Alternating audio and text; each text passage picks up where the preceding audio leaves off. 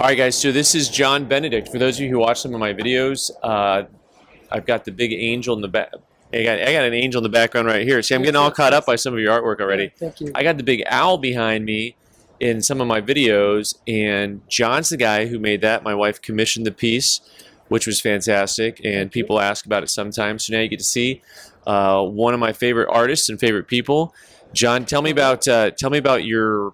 You make these big steel objects. We'll look at some more. Tell me, how did this become? Take me back 20 or 30 years. What was it like? I'll even take you back further than that. I was that kid that was doodling and drawing and not doing my homework and getting in So trouble. kids don't do your homework. Yes, yeah. Well, I mean, my parents were supportive, but the teachers didn't like it so much.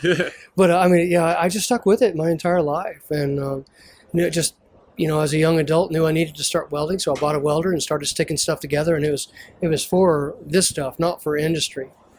You were just doing it for yourself at first? For art. It was always art. Yeah. Yeah. Okay, I got you. And so now, but how much of this is art and how much is engineering? A little of both, really. It's pretty much right down the middle. Because as we look at the way some of this stuff is built up here. Yeah. Like these slices, they go all the way through. And like that's one continuous slice here, and so they're notched to fit together like that. Yeah.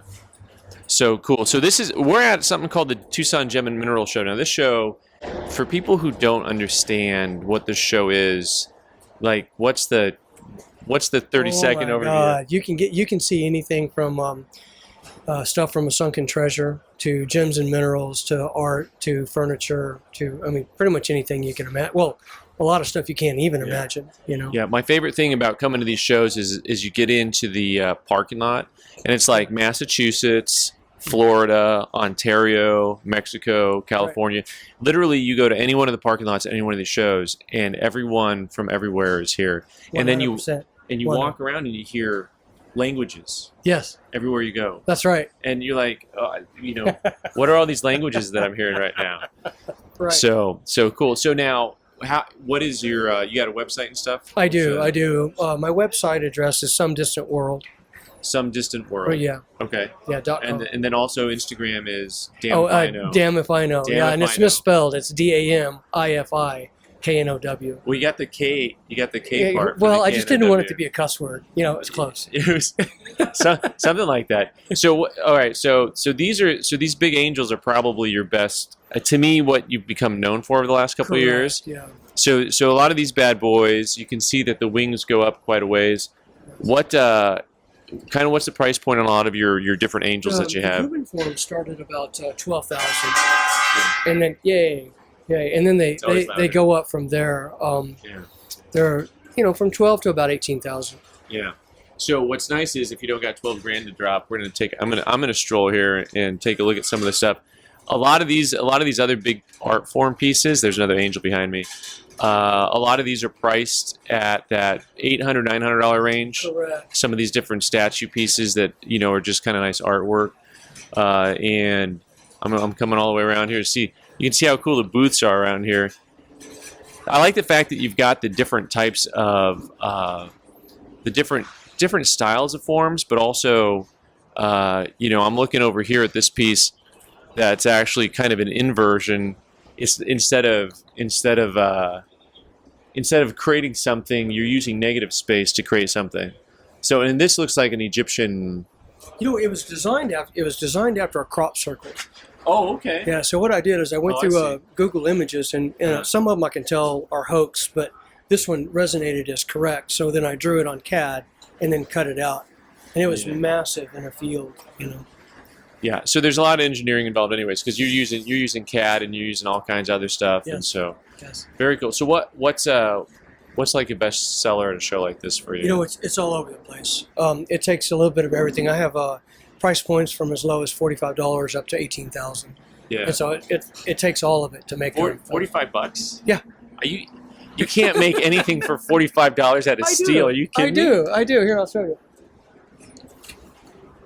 Oh, those are cool. So these are trilobites. Yeah, so right? the trilobite. And see, $45. Okay, I'm gonna have to get some of these in my store and have them up for sale. Now they're gonna be more than 45 when I have them, because I'm gonna buy them from John here, because these are wicked cool. So if I could, well, Yeah. Anyways, I'll we'll get from work with you. What is, as an artist, like, what's your favorite? What You is know, there a favorite thing that you've created or done or? You know what? I really enjoy the human forms and making the angels and stuff.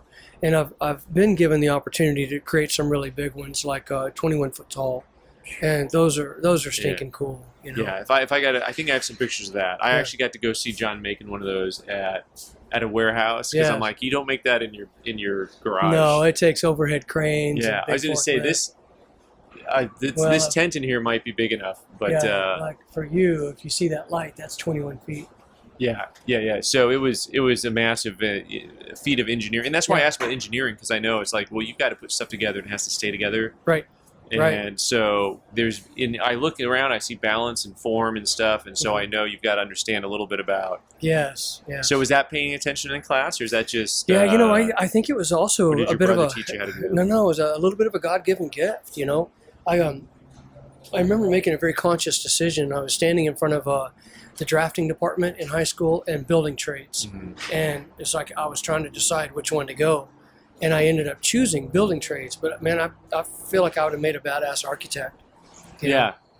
Right. Well, see, I would have loved to have John build an entire building for me, but see, he had this problem where he became really good at everything else, and he's.